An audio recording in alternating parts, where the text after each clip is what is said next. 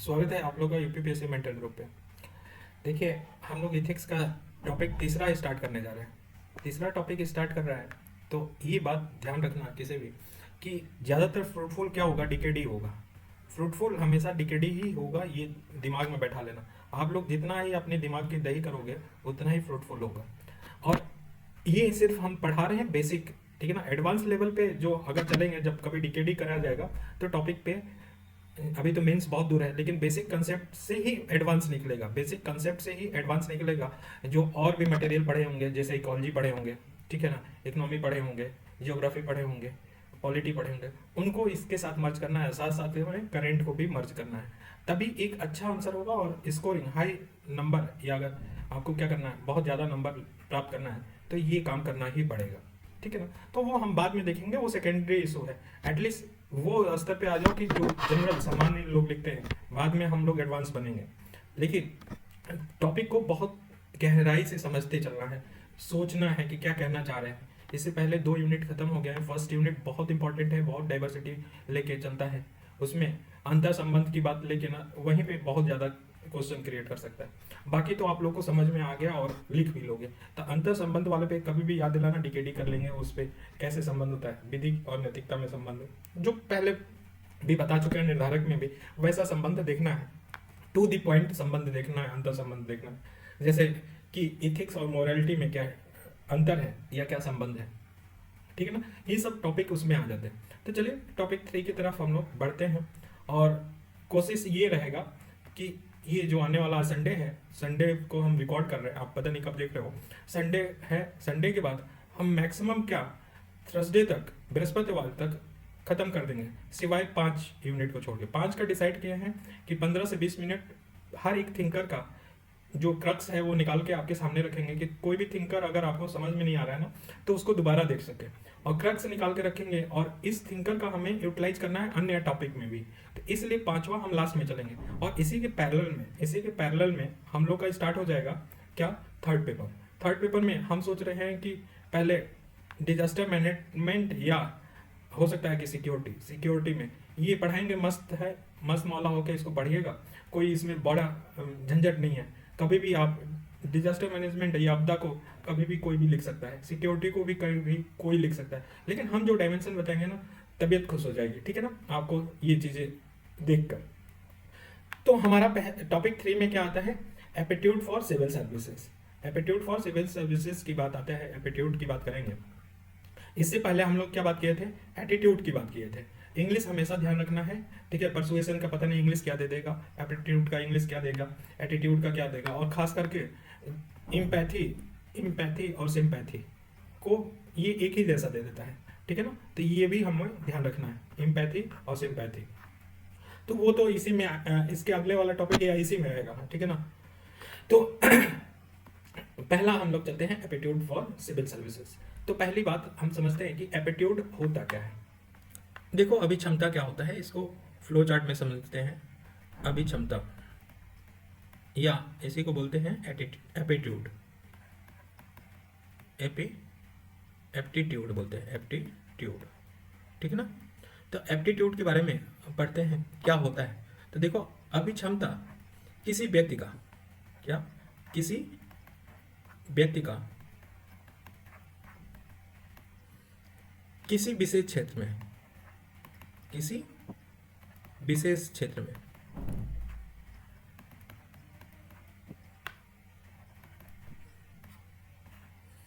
अंतर्निहित क्षमता, अंतर्निहित क्षमता या सामर्थ्य, सामर्थ्य को दर्शाता है, ठीक। एप्टीट्यूड किसी व्यक्ति का किसी विशेष क्षेत्र में अंतर्निहित क्षमता या सामर्थ्य को दर्शाता है, जिसे जिसे समुचित क्या करेंगे, समुचित प्रशिक्षण एवं समुचित प्रशिक्षण एवं वातावरण के माध्यम से, वातावरण के माध्यम से ठीक है, ये यहाँ पे हम लिख दे रहे हैं क्योंकि ब्लैक बोर्ड तो है नहीं। भविष्य में साकारित किया जाता है, भविष्य में साकारित किया जाता है।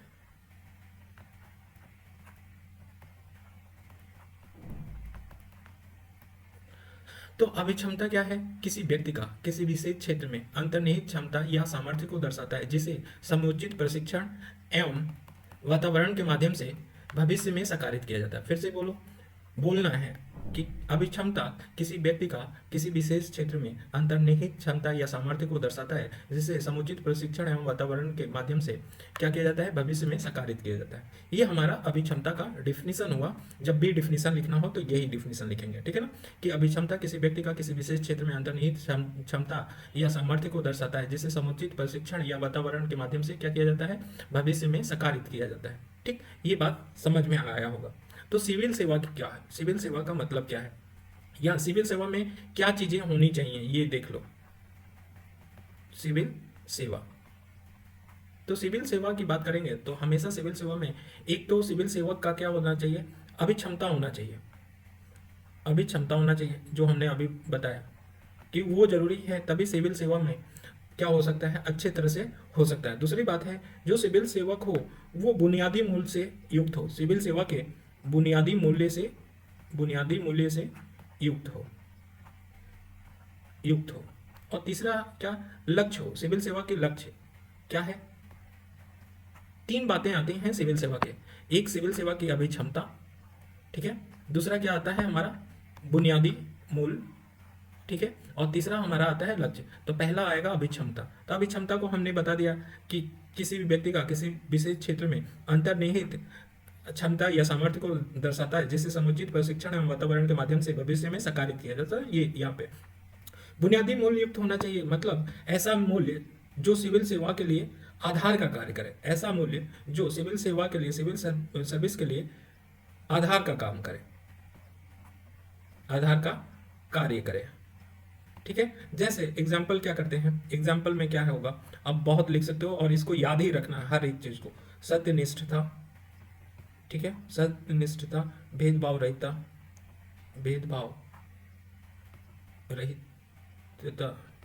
ठीक है, रहितता, और निष्पक्ष होना चाहिए, वस्तुनिष्ठ होना चाहिए, क्या होना चाहिए, और सार्वजनिक सेवा के प्रति समर्पण भाव होना चाहिए,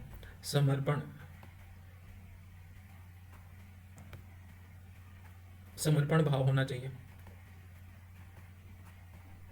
ठीक, संवेदनशीलता होना चाहिए, तो संवेदनशीलता होना चाहिए। फिर हम क्या बोल सकते हैं? समानुभूति हो सकता है, गैर तरफदारी हो सकता है। इससे क्या होगा, फायदा क्या होगा? अगर ये मूल्य नहीं होंगे, अगर ये मूल्य उसके अंदर नहीं होंगे किसी सिविल सेवक के पास, तो भ्रष्टाचार बढ़ेगा। क्या? अगर ये नहीं होगा तो क्या होगा? नहीं होगा तो भ्रष्टाचार बढ़ेगा। ठीक है, भ्रष्टाचार बढ़ेगा, भाई भतीजावाद बढ़ेगा, लोक निधि का दुरुपयोग होगा, लोक निधि का क्या होगा? दुरुपयोग होगा। ठीक, ऐसे पक्षपात भी किया जा सकता है, पक्षपात हो सकता है। लेकिन अगर ये होगा तो हमारा क्या, इसके होने पे लक्ष्यों की प्राप्ति होगी, सिविल सेवा की लक्ष्यों की प्राप्ति होगी। तो लक्ष्य क्या होगा इसके लक्ष्य हैं सिविल सेवा के, हमेशा लक्ष्य क्या होते हैं? तो ये ध्यान रखना, सुशासन को स्थापना करना, ठीक है, नैतिक शासन लाना, ठीक है, लोकतांत्रिक को समर्थन करना या प्रोत्साहित करना, ठीक है, समावेशी विकास करना, सामाजिक न्याय स्थापित करना, ठीक है, अंतर्राष्ट्रीय छवि बनाना, तो इंटरनेशनल अंतर्राष्ट्रीय छवि बनाना, ठीक है, एटीसी कुछ भी हो सकता है, जो भी आप पढ़े हो शासन में वो चीजें। सुशासन लाने में मदद करेगा, नैतिक शासन को स्थापित करेगा, लोकतंत्र को प्रोत्साहन करेगा, लोकतंत्र को समावेशी विकास करेगा, सामाजिक न्याय स्थापित करेगा, इंटरनेशनल अंतर्राष्ट्रीय छवि बनाएगा। तो ये सब लक्ष्य हैं, तो सिविल सेवा में पहली बात जरूरी क्या होना चाहिए, अभी क्षमता होना चाहिए। सिविल सेवा में जो भी सिविल सेवा का अधिकारी हैं तो उनके पास क्या होना चाहिए, बुनियादी मूल्य युक्त होना चाहिए। और तीसरी बात है कि उस बुनियादी मूल्य के आधार पे हम लक्ष्यों को प्राप्त कर सकें, इसलिए बुनियादी मूल्य की बात की गई है, ठीक है ना। तो अब देखो अभी क्षमता क्या है, व्हाट इज एप्टीट्यूड।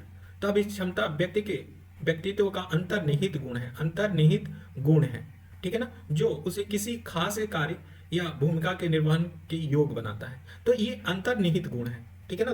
पहली बात। दूसरी बात है कि विभिन्न व्यक्तियों की कार्य प्रणाली, व्यवहार, सीखने की क्षमता, स्थितियों के अनुसार समायोजन आदि को लेकर भिन्नता दिखाई देती है। डिफरेंट टाइप के लोग डिफरेंट डिफरेंट तरह से कार्य प्रणाली करते हैं, व्यवहार करते हैं, सीखने की क्षमता भी अलग अलग होती है और समायोजन भी लेकर अलग अलग दिखाई देता है इनको विभिन्न व्यक्तियों में।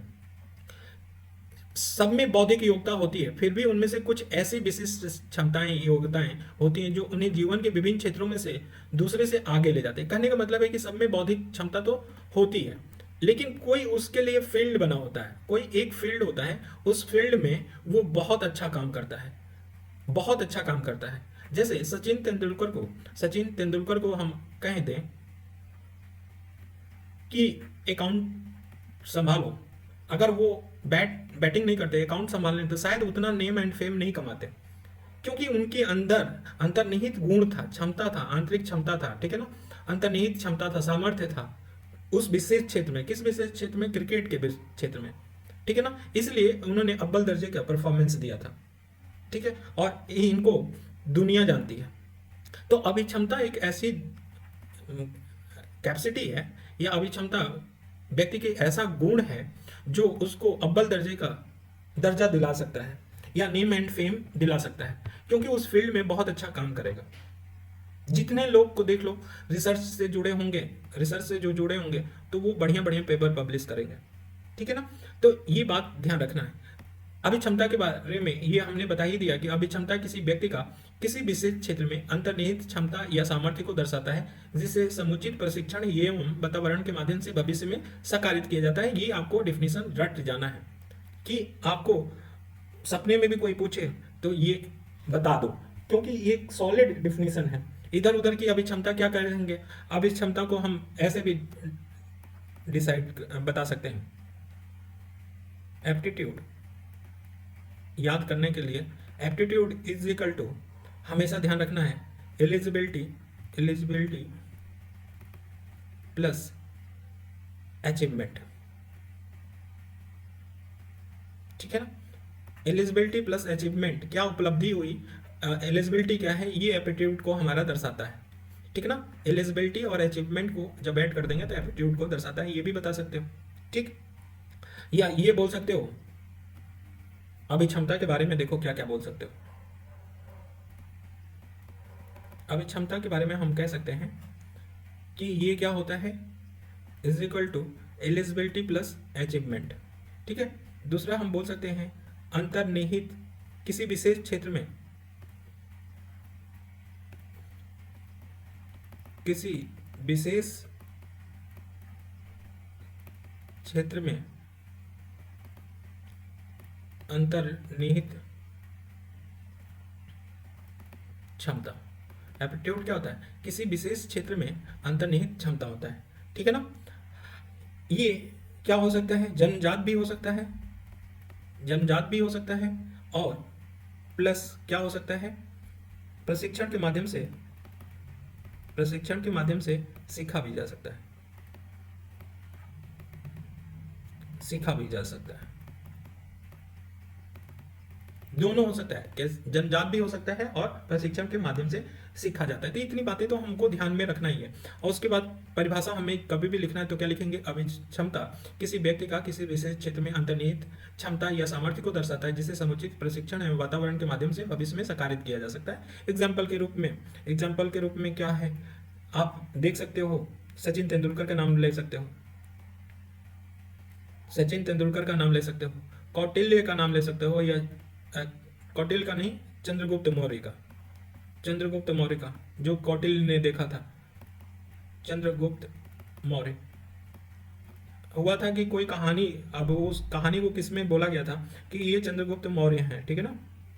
और यहाँ पे 4-5 लड़के बैठे थे, ठीक, 4-5 लड़के बैठे थे और ये क्या कर रहा था, यहां से चाणक्य गुजर रहे थे, ये भी देख लो, चाणक्य गुजर रहे थे, ठीक है ना, कौटिल्य यहीं से गुजर रहे थे इस रास्ता से, तो उनकी नजर गई, तो नजर देखा कि एक आदमी, एक लड़का ऊपर पत्थर के टीले पे बैठा हुआ है, तो हम पत्थर के टीले पे बैठा दिया, पत्थर के टीले पे बैठा हुआ है और उसके सामने जो बच्चे हैं उनको क्या कर रहा है, उसके ऊपर शासन कर रहा है कि तुम ये करो वो करो, या एक तरह से वो क्या कर रहा है, राजा की तरह व्यवहार कर रहा है, राजा की तरह व्यवहार कर रहा है और सबकी समस्याओं का समाधान कर रहा है। चाणक्य की नजर गई तो उन्होंने देखा कि ये राजा बनने लायक है और चंद्रगुप्त मौर्य को क्या किया, प्रशिक्षण दिया, प्रशिक्षण दिया। और ये आप लोग जानते हो कि नंद वंश को उखाड़ फेंका कौन, चंद्रगुप्त मौर्य, और यहाँ पे मौर्य वंश की स्थापना की। तो किसने प्रशिक्षण दिया था, चाणक्य ने दिया था, ठीक है। तो ये भी एक एग्जाम्पल हो गया। सचिन तेंदुलकर का भी एग्जाम्पल ले सकते हो, ठीक। तो इस तरह से कोई भी एक एग्जाम्पल आप उठा के कोट कर सकते हो, जो भी आपको अच्छा लगे वो। जैसे कि अभी क्षमता की बात करें, और भी एग्जाम्पल देख लो, हमने तो 2 एग्जाम्पल बताया था, अभी और एग्जाम्पल देखो कि अगर किसी को प्रशासक बनना है तो उसकी अभिक्षमता होना चाहिए उस प्रशासनिक फील्ड में, ठीक है ना, अंतर्निहित क्षमता होगी, फिर से उसको प्रशिक्षण दिया जाएगा, वातावरण दिया जाएगा, तो वो बहुत अच्छा प्रशासक बनेगा। सैनिक भी, सैनिक के अंदर भी वो सैनिक फील्ड में या बैटल, लड़ाई लड़ने में उसके अंदर अंतर्निहित क्षमता होगी, तो उसको प्रशिक्षण और वातावरण दिया जाएगा तो वो बहुत अच्छा सैनिक बनेगा। जैसे ज़्यादातर देखो प्रशिक्षण देने वाला कि ब्लैक कमांडो का नाम सुना होगा, ब्लैक कमांडो, ठीक है। तो ब्लैक कमांडो भी हमारा इसी का संगीत, जैसे संगीतज्ञ है, तो संगीतज्ञ कुछ तो बच्चे कहते हैं ना कि शुरू से ही वो बहुत अच्छा गाना गाने लगते हैं, क्योंकि उनका जन्मजात जीन में ही होता है, जीन में ही होता है वैसा। लेकिन कुछ को संगीत की प्रैक्टिस करके बहुत अच्छे अच्छे गाना गायक बन गए हैं। तो संगीतज्ञ बनने के लिए, सैनिक बनने के लिए, प्रशासक बनने के लिए क्या चाहिए, उसके अनुरूप अभी क्षमता की आवश्यकता होती है। एग्जाम्पल हम दे सकते हैं, चाहे कोई भी एग्जाम्पल आपको पसंद आए वो दे सकते हैं, ठीक है ना। अब बात आती है कि इसकी प्रमुख विशेषताएं क्या है। तो विशेषताएं देखो, फिर से हम परिभाषा से लिखेंगे कि ये किसी व्यक्ति का आंतरिक सामर्थ्य को इंगित करता है, सामर्थ्य को या अंतर्निहित क्षमता को इंगित करता है, ठीक है, पहला। दूसरा क्या है, ये अभिक्षमता कहें कि ऐसा है ना, वर्तमान गुणों का समुच्चय है, वर्तमान गुणों का क्या है, समुच्चय है, जो भावी क्षमताओं की ओर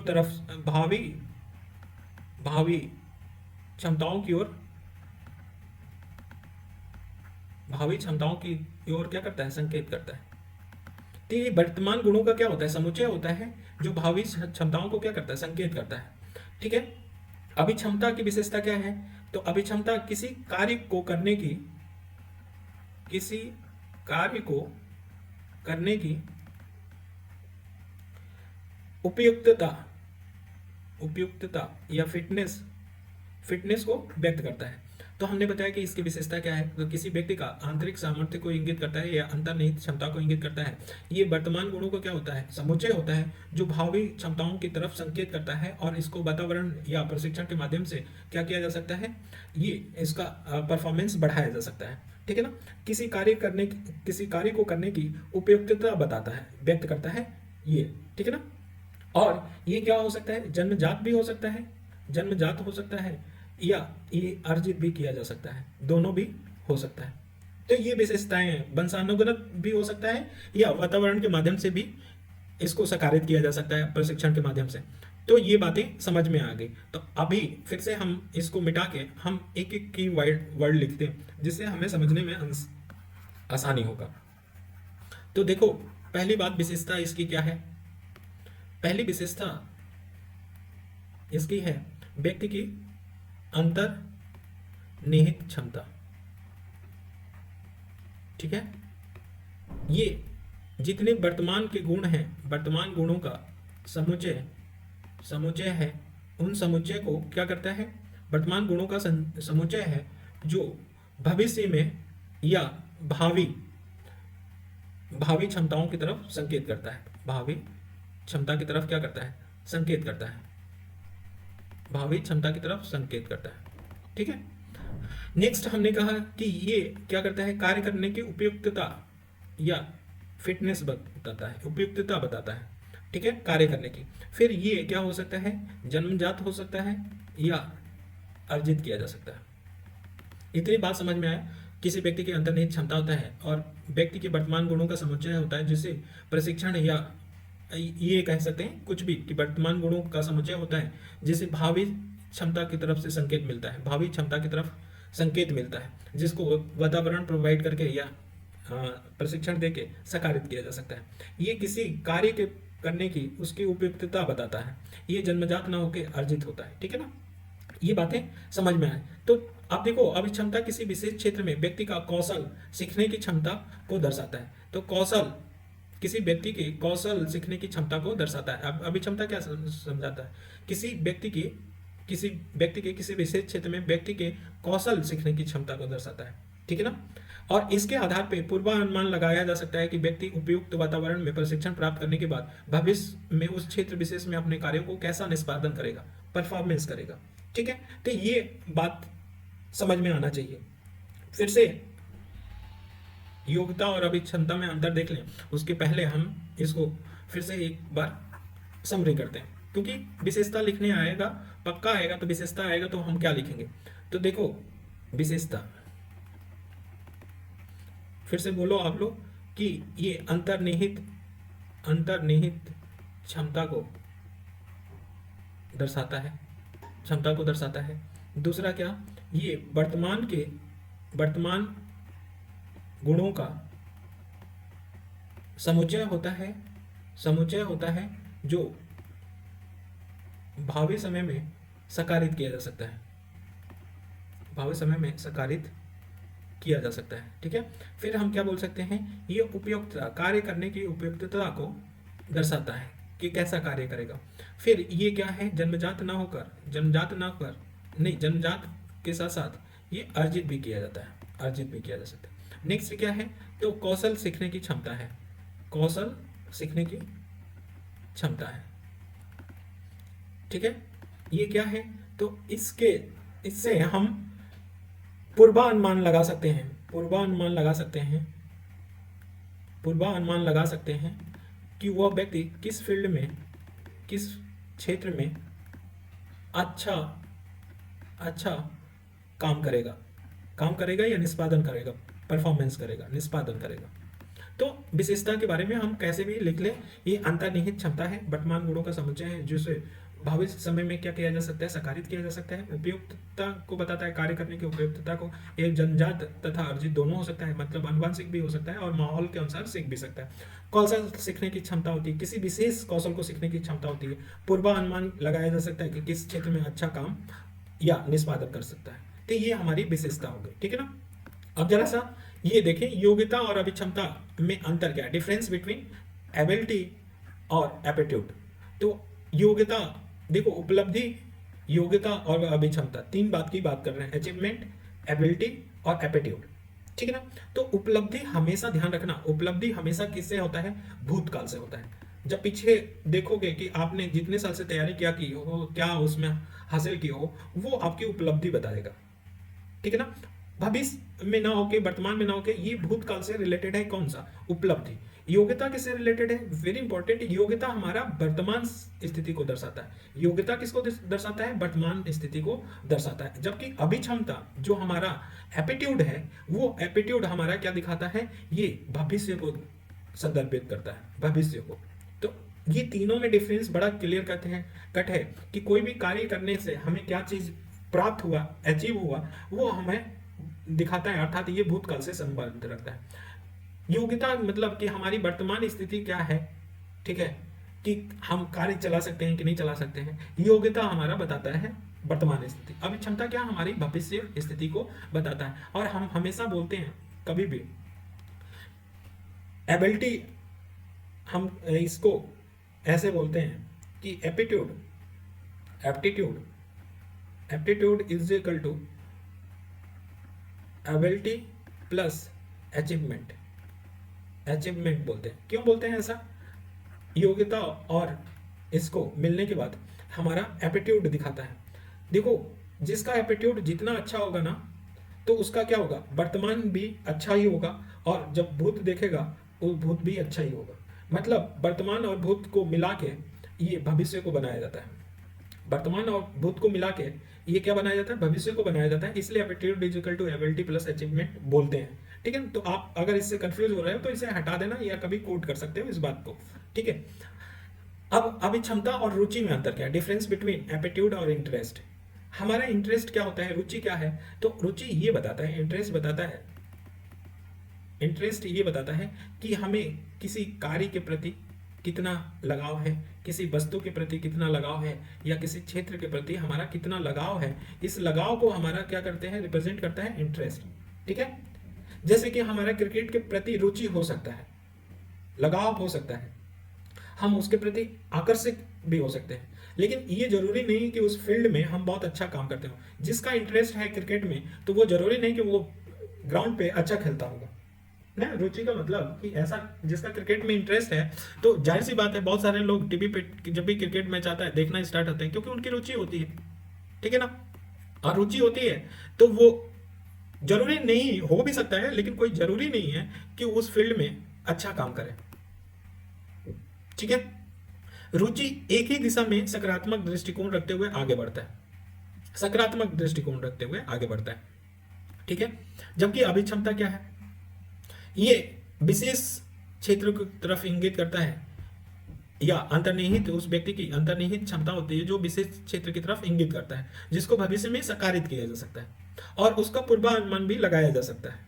ठीक है ना, अगर किसी सिविल सेवा के प्रति इंटरेस्ट भी हो, इंटरेस्ट भी हो, और साथ साथ में क्या हो, एप्टीट्यूड भी हो, एप्टीट्यूड भी हो, तो वो सिविल सर्वेंट बहुत अच्छा परफॉर्मेंस करेगा, क्योंकि उसकी रुचि भी है और अभिक्षमता दोनों मिल गया एक साथ।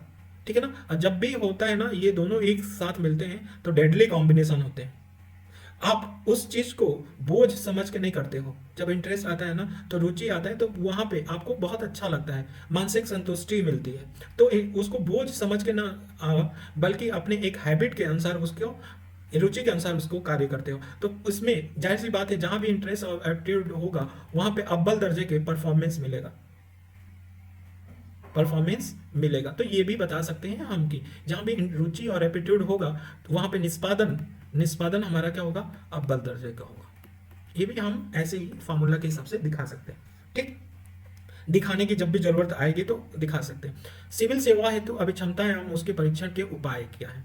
तो हम लोग जब भी एग्जाम देते हैं, सिविल सेवा की एग्जाम देते हैं, तो देखो एक पेपर ही होता है एप्टीट्यूड का, और एप्टीट्यूड रखने का मतलब ही क्या, कि आपकी अभिक्षमता का परीक्षण करना।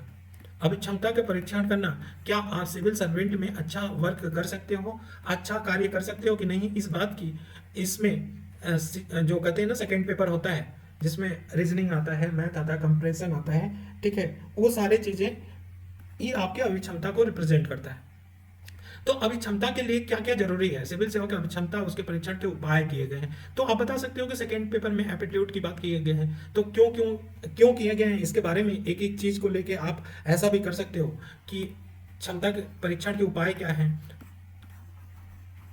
या क्या क्या क्षमताएं होनी चाहिए, उन क्षमताओं का परीक्षण किया जाता है। तो क्षमताओं को देख लेते हैं, उसके बाद बता देंगे कि इन क्षमताओं का परीक्षण करते हैं। पहले यही देख लेते हैं, हम उसको देख के, क्षमता देख के एक सिविल सर्वेंट का क्या क्या अभिक्षमता होना चाहिए, इस अभिक्षमता के आधार पे आप सेकंड पेपर से कोरिलेट कर लेंगे, तो वो बताएंगे परीक्षण करने का क्या है, कैसे करते हैं। तो पहले होना चाहिए हमें विश्लेषणात्मक क्षमता होना चाहिए, विश्लेषणात्मक क्षमता होना चाहिए। ठीक है, समय प्रबंधन आना चाहिए, समय प्रबंधन आना चाहिए। अब देखना सेकंड पेपर से रिलेट करना, तनाव प्रबंधन आना चाहिए, तनाव प्रबंधन आना चाहिए।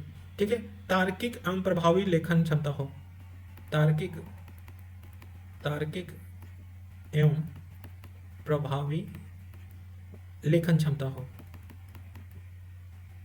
लेखन क्षमता हो। दूसरा, संप्रेषण कला अच्छा हो, संप्रेषण अच्छा करता हो, संप्रेषण कम्युनिकेशन संप्रेषण क्षमता भी अच्छा होना चाहिए। ठीक है, रचनात्मक इसको आना चाहिए, रचनात्मक होना चाहिए। ठीक है, रचनात्मक चिंतन क्षमता होना चाहिए, चिंतन क्षमता होना चाहिए।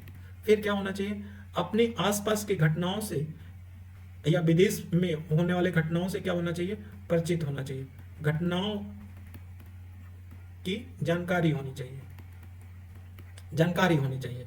ठीक है, और ये देश विदेश की घटनाओं की क्या होनी चाहिए, जानकारी होनी चाहिए। और घटनाओं की जानकारी होने के बाद कोई घटना हो रही है उसके बारे में परिवर्तन एवं उसके प्रभावों को आकलन करना चाहिए, प्रभावों को जानने की क्षमता होना चाहिए, कि जानने की क्षमता होनी चाहिए। नेक्स्ट क्या, अगर इसको देखें तो विचारों की अभिव्यक्ति संक्षेप में करें। विचारों की अभिव्यक्ति कैसे करें, विचारों को संक्षेप में बोले और युक्ति संगत हो, ऐसा होना चाहिए। और नेक्स्ट हम अपना घिसा पेटा बोल सकते हैं कि सामाजिक, आर्थिक, राजनीतिक समस्याओं का कारण जाने, ठीक है, कारण जाने और उसका निदान भी जाने। ठीक है, विषम परिस्थिति में निर्णय बड़ी तेजी से ले, विषम परिस्थिति में निर्णय क्या ले, त्वरित रूप से ले। ये सिविल सर्वेंट की अभी क्षमता होनी चाहिए। कभी भी पूछे कि एक सिविल सेवक में कौन कौन से गुण होना चाहिए, तो आप यही झोला भर भर के लिखोगे।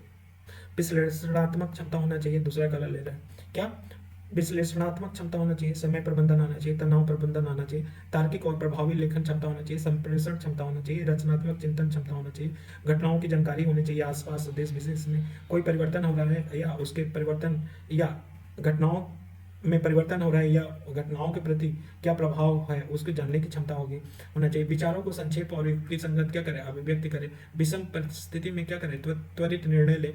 सामाजिक, आर्थिक, राजनीतिक समस्याओं का कारण जाने और उसका निदान भी प्रस्तुत करें। तो ऐसा चीज से होगा तब हम कहेंगे कि वो सिविल सर्वेंट के अंदर क्या है, सिविल सेवक बनने लायक है, अगर ये पाया जाता है। और इन्हीं गुणों का हम सेकेंड पेपर और फर्स्ट पेपर में क्या करते हैं, इवेल्युएट करते हैं। और भी जोड़ सकते हो कि अपने देश के इतिहास के बारे में जाने, ज्योग्राफी के बारे में जाने, मतलब सोच रहे हैं ना फर्स्ट पेपर की से जो चीजें हैं आर्थिक व्यवस्था के बारे में जाने, ठीक है ना, एक जानकारी होनी चाहिए सामान्य, तो वो आप लिख सकते हो। सीएस अभिक क्षमता की यही गुण के आधार पे आप फर्स्ट और सेकंड पेपर परीक्षण करने का क्या क्या उपाय क्या है परीक्षण करने के, तो बताओगे कि हमारे सिविल सर्वेंट में, यूपीएससी में और यूपीपीसीएस में ऐसा किया जाता है। फर्स्ट पेपर लिया जाता है, सेकंड पेपर लिया जाता है और इसमें निम्न मूल्यों को देखा जाता है। इसके माध्यम से अगर लिख दोगे कि इसके माध्यम से निम्न मूल्यों को देखा जाता है फर्स्ट और सेकंड पेपर से, तो अभी ये होगा। और ऊपर लिखो कि किसी अच्छे सिविल सर्वेंट को बनने के लिए, नीचे निर्देश वो क्या कहते हैं कंक्लूजन में, कि किसी अच्छे सिविल सर्वेंट को बनने के लिए उपयुक्त अभिक्षमता होना अनिवार्य है। ठीक है, ये बात लिख सकते हैं। ठीक है, ये बात समझ में आ गया। अब देखो, जैसे कि ये वही बात चल रही है कि इतिहास, कला, संस्कृति, भौगोलिक स्थिति के बारे में जानना चाहिए, वैश्विक संदर्भ में बदलती हुई स्थिति में जाने, चुनौतियों को जाने, ठीक है, परिणामों से परिचित है। तो वही चीजें हमने क्या किया, सारगर्भित रूप से यहाँ पे बता दिया है, जो इतना पढ़ने की जरूरत नहीं है। हम मूल क्रक्स निकाल दिए और मूल क्रक्स से हम लोग अपना आंसर लिख सकते हैं। तो हमेशा ध्यान रखना, टू दी पॉइंट फोकस रहना और इसी के ऊपर चिंतन करके आप एक्सपैंड कर सकते हो। ठीक, तो ये बात समझ में आ गई। अब जैसे हम लोग ये सारी बातें, रचनात्मक चिंतन होना चाहिए, संक्षेप में युक्ति संगत बात, ये सारी बातें हमने बता दिया। ठीक है, और देश में जो सर्वोच्च प्रशासनिक पद है उसमें क्या होना चाहिए, अनुशासन, धैर्य, आत्मविश्वास, मानसिक सजगता, सकारात्मक मनोवृत्ति, वैचारिक संतुलन, समीक्षात्मक दृष्टिकोण होना चाहिए, स्पष्ट और तार्किक संप्रेषण करें, नेतृत्व क्षमता अच्छा होना चाहिए, हमने छोड़ दिया तो नेतृत्व क्षमता होना चाहिए, संतुलित निर्णय ले की शक्ति होनी चाहिए, रुचि की विविधता होनी चाहिए, सामाजिक संगठन की योग्यता, बौद्धिक और नैतिक ईमानदारी होना चाहिए, आसपास के परिवेश में घटित हो रही घटनाओं के बारे में अभिरुचि और दृष्टिकोण होना चाहिए। तो ये सारे हम कितना भी बोल बच्चन कर सकते हैं, इस बात को हमने उसमें नोट्स में भी दिया है, बोल बच्चन करना है तो कर सकते हो, लेकिन आई थिंक कि जो पीछे हमने लिखा है वो सफिशियंट है किसी को बताने के लिए। और भी जोड़ सकते हो कि अभिवृत्ति कैसा होना चाहिए, ठीक है, नैतिकता कैसी होनी चाहिए, ये बातें बता सकते हो। बुनियादी मूल्य को भी जोड़ सकते हो। ठीक, इतना बात समझ में आ गया होगा। अब आते हैं सिविल सेवा के लिए बुनियादी मूल्य, foundational value for civil services. Civil सेवा के लिए बुनियादी मूल्य है। अगर कभी भी सिविल सेवा को आप ज्वाइन कर रहे हो तो इन मूल्यों को रहना अच्छा, इन मूल्यों के बिना आप कभी समर्पण भाव से काम नहीं कर सकते हो। सिविल सेवा में समर्पण भाव से काम नहीं कर सकते हो अगर ये मूल्य नहीं हो। तो सिविल सेवा के बुनियाद के लिए बुनियादी मूल्य क्या है, तो देखो पहले ये समझो कि सिविल सेवा के बुनियादी मूल्य है क्या। तो वे मूल्य जो सिविल सेवा के आदर्शों और लक्ष्यों की ओर बढ़ने या उन्हें साकारित करने में सहायक होते हैं एवं सत्यनिष्ठ एवं मार्ग निर्देशक का काम करते हैं, जैसे सत्यनिष्ठता, निष्पक्षता। तो सिविल सेवा का सीधे सीधे बुनियादी मूल्य होता क्या है, तो कहोगे कि सिविल सेवा के आधारभूत मूल्य वे हैं जो सिविल सेवा के आदर्शों, लक्ष्यों को प्राप्त करने के लिए या साकारित करने के लिए सहायक होते हैं और मार्ग निर्देशक का काम करते हैं। तो इसको तोड़ के देखना ज़्यादा आसान होता है, ज़्यादा इजी होता है। तो कभी भी अगर लगे ना कि हमें नोट्स बनाना है, सिनॉप्सिस, तो देखो कभी भी हम, ये बहुत अच्छा टेक्निक है कि फाउंडेशन वैल्यू की बात करें तो वो क्या है, ये सिविल सेवा के, सिविल सर्विस के आदर्शों एवं लक्ष्यों को प्राप्त करने का साधन है। दूसरा क्या, ये मार्गदर्शक के रूप में कार्य करते हैं। ये सिविल वैल्यू क्या है, ये ज़्यादातर जनहित कल्याण की तरफ होते हैं। ये सार्वजनिक हित के लिए उपयोगी होते हैं, ठीक है ना। तो ये कुछ भी बोल सकते हो, सार्वजनिक हित के लिए, जनहित कल्याण के लिए। ये सिविल सर्विस के आदर्शों एवं लक्ष्यों को प्राप्त करने में, आदर्श क्या है, लक्ष्य क्या है, तो लक्ष्य क्या है, लक्ष्य बोल सकते हो, ऐसे खोल के बोल सकते हो। देखो यही डीकेडी होता है कि कैसे पता करना चाहिए। हम लिखे, एक स्टूडेंट ऐसे ही लिख सकता है कि जो सिविल सेवा के आदर्शों और लक्ष्यों की ओर बढ़ने और उन्हें साकारित करने में सहायक होते हैं। हम लिखें कि आदर्शों, ठीक है, एवं लक्ष्यों में क्या है, इसका लक्ष्य क्या है, सुशासन, ठीक है ना, समावेशी विकास, या इसी में हम लोकतंत्र को लिख दें, या कुछ भी लिख के एटीसी करके को प्राप्त करने में सहायक होते हैं। ये मार्गदर्शक के रूप में काम करते हैं। मार्गदर्शक को खोलो, ये जैसे मार्गदर्शक करेंगे तो क्या, पक्षपात से बचाते हैं,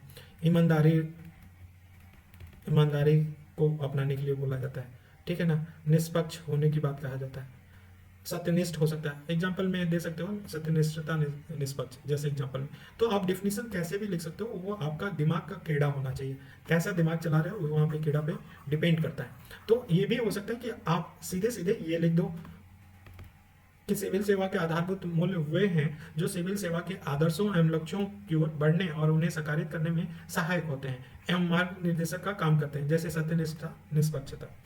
एक सफल सिविल सेवक बनने के लिए केवल क्षमता और योग्यता का होना ही जरूरी नहीं है, बल्कि उसे सिविल सेवा बुनियादी मूल्यों से भी युक्त होना चाहिए। तो केवल ऐसा नहीं है कि अभी क्षमता हो जाएगा, अभी क्षमता रहेगा तो वो सफल सिविल सेवक हो जाएगा, ऐसा नहीं हो सकता। अभी क्षमता के साथ साथ ये भी हमारे जरूरी है कि वो उसके बुनियादी मूल्य से क्या हो, युक्त हो। तो ये भी बात समझ में आना चाहिए, ठीक है। ये बुनियादी आधार मूल्य ही क्षमताओं और योग्यताओं को एक निश्चित दिशा में सफलतापूर्वक आगे बढ़ने हेतु निर्देशित और मार्गदर्शित करते हैं। वही मार्गदर्शन की बात, ऊपर की बात जो बताया था वही होगा। तो सिविल सेवा के लिए बुनियादी मूल्य है क्या, क्यों जरूरी है, इसकी बात समझ में आ रहा है। इसको जब डीकेडी करेंगे, इससे हट के जो टॉपिक नोट्स में लिखे हैं उससे हट के डीकेडी करेंगे तो आपको और समझ में आएगा, लेकिन समझ में आना चाहिए यहाँ भी, ठीक। उदाहरण स्वरूप में उदाहरण दिया गया है कि कोई मिस्टर ये है, ठीक है, और मिस्टर ए एग्जाम्पल देके समझाया गया है अभिक्षमता। और बहुत अच्छा होता है कि किसी केस स्टडी को सिविल सेवा के बुनियादी मूल्य समझाना है तो केस स्टडी ऐसा ही कुछ देना है कि इसमें सिविल सेवा में चयन होने की अभिक्षमता है, इसके पास क्या है, अभिक्षमता है, चयन हो सकता है, ठीक है, परंतु इसके पास मूल्य नहीं है, सिविल सेवा के बुनियादी मूल्य नहीं है। बुनियादी मूल्य नहीं है तो ये कार्य कैसा करेगा, स्वार्थ वाला काम करेगा, ठीक है, पक्षपात करेगा, लोक निधि का दुरुपयोग करेगा, लोक निधि का दुरुपयोग करेगा एटीसी। लेकिन वही दूसरे वाल एक मिस्टर बी हैं, वो उनके पास ईमानदारी, सहिष्णुता, मूल्य है, मतलब मूल्य उनके पास बुनियादी मूल्य भर भर के है, लेकिन उनको पास योग्यता नहीं है, योग्यता नहीं है, क्षमता नहीं है, ठीक है, क्षमता नहीं है। तो ऐसी स्थिति में वो कर्तव्य का संपादन नहीं कर सकता, कर्तव्य का संपादन नहीं कर सकता, क्योंकि वो उसके पास योग्यता ही नहीं है, अभी क्षमता ही नहीं है, रहते हुए भी उसका यूज नहीं कर सकता है। तो इस केस से बता दोगे कि हाँ, एक सिविल सेवक के लिए अभिक्षमता के साथ साथ, अभिक्षमता के साथ साथ हमें क्या चाहिए, साथ साथ बुनियादी मूल्य या फाउंडेशन वैल्यू भी चाहिए, अनिवार्य है, ठीक है, ये बात समझ में आना चाहिए। नेक्स्ट हमारा मूल्य क्या है, तो मूल्य क्या है इसके बारे में बता दिया है, डीकेडी भी कर दिया। तो मूल्य मानव सोच, व्यवहार, कार्य में मार्गदर्शक के रूप में काम करते हैं। कर्मों के संपादन के क्रम में उत्पन्न होने वाले द्वंद्वों को निराकरण के आधार यही मानवीय मूल्य है। दूसरे शब्द में कहें कि मूल्य वे कसौटियां या व्यवहार के पैमाने या मानदंड हैं जिनके आधार पर अच्छे बुरे और वांछित अवांछित, सही गलत, करणीय अकरणीय का निर्णय किया जाता है। इन्हीं मानवीय मूल्यों के अनुसार आचरण करना सच्चरित्रता कहलाता है, सच्चरित्रता कहलाता है। तो मूल्य के बारे में हम लोग पढ़ चुके हैं, इसके बारे में कुछ ज्यादा नहीं। सिविल सेवा के सबसे बुनियादी मूल्य संवैधानिक, सबसे बड़ा क्या है मूल्य, पहला मूल्य के बारे में बोले कि सिविल सेवा का सबसे बुनियादी मूल्य क्या है। सबसे जितने मूल्य हैं उन सभी मूल्यों में सबसे पहले बुनियादी मूल्य में लिखना जरूर कि संवैधानिक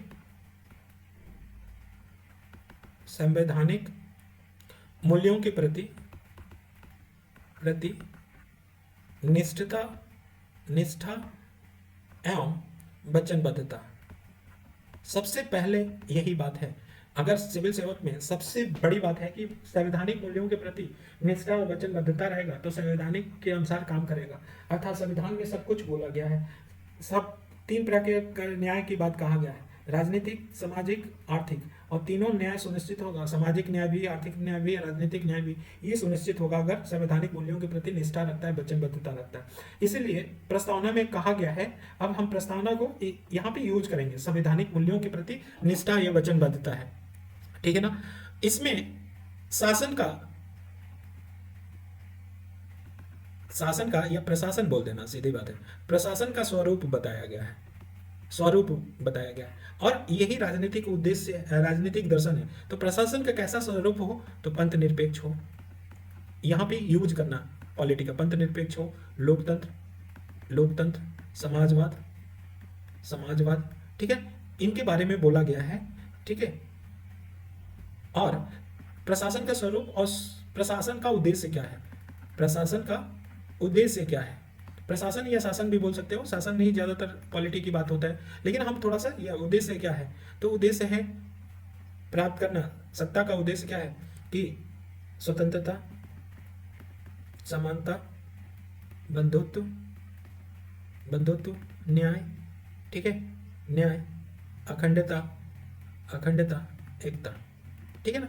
जब संवैधानिक मूल्यों के प्रति निष्ठा रहेगा, वचनबद्धता रहेगा, तो ये चीजें कूट के उसके अंदर रहेगी, तो वो सोचो कितना अच्छा परफॉर्मेंस करेगा अगर ये मूल्य रहेगा तो। और मूल्य में हमने यहाँ पे प्रस्तावना की बात कहा गया है, ठीक है ना। तो प्रस्तावना में हम सीधी बात है कि वो मेजर पॉइंट उठा लेंगे, राजनीतिक दर्शन और सामाजिक दर्शन।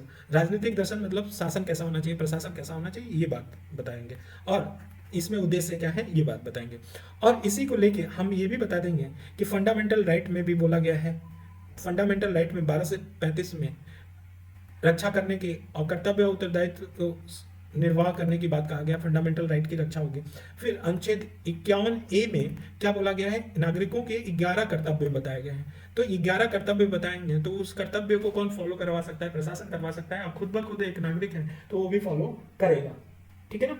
और लेकिन इसको सुनिश्चित कौन करेगा? यही करेगा। तो ओवरऑल समझ में आना चाहिए। फिर से एक बार समरी कर देते हैं इस बात की। सबसे बड़ी हमारी क्या है, सब फाउंडेशन वैल्यूज क्या है? सबसे बड़ी बात देखें सिविल सेवा में फाउंडेशन वैल्यू सबसे बड़ा कौन सा है? तो संवैधानिक मूल्यों के प्रति निष्ठा और वचनबद्धता। क्यों? क्योंकि प्रशासन के या शासन के स्वरूप को प्राप्त करना, ठीक है, और शासन के उद्देश्य को प्राप्त करना, इसको एक्सप्लोर करना, कर दिए। यहाँ पे राजनीतिक दर्शन लिख लेना, यहाँ पे सामाजिक दर्शन प्राप्त करना मेन उद्देश्य है, जैसा कि हमारे प्रस्तावना में बोला गया। फिर तीसरा बात बोलोगे कि फंडामेंटल राइट और डीपीएसपी को हमें सुनिश्चित करना, फंडामेंटल राइट और डीपीएसपी को सुनिश्चित करना। फिर 51A में जितने नागरिक कर्तव्य दिए गए हैं उन कर्तव्यों को सुनिश्चित करने के लिए इसका उपयोग किया जा सकता है। तो जब भी ये बातें रहेंगी तो इन सारी चीजें उभर के आएंगी, उसके पास सामने आएगा। तो राष्ट्र क्या होगा? राष्ट्र की एक अच्छी छवि बनेगी, ठीक है ना, जैसा हमने प्रस्तावना में सोचा है कि हमारा राष्ट्र कैसा होना चाहिए। ठीक, दूसरा हमारा पहला कैरेक्टर वो बताया। दूसरा हम चलते हैं सत्यनिष्ठता या इंटेग्रिटी के बारे में। सत्यनिष्ठता को अगर परिभाषा देखें तो सत्यनिष्ठता क्या होता है? Honesty plus probity is equal to integrity. Honesty plus probity is equal to integrity. अब देखो ऑनेस्टी क्या होता है कि हमारे जीवन में, मतलब ये व्यक्तिगत होता है। ऑनेस्टी क्या होता है? व्यक्तिगत होता है। प्रोबिटी क्या होता है? इसका मतलब भी ईमानदारी होता है। ये क्या होता है? सार्वजनिक होता है। सार्वजनिक ईमानदारी, व्यक्तिगत ईमानदारी और सार्वजनिक ईमानदारी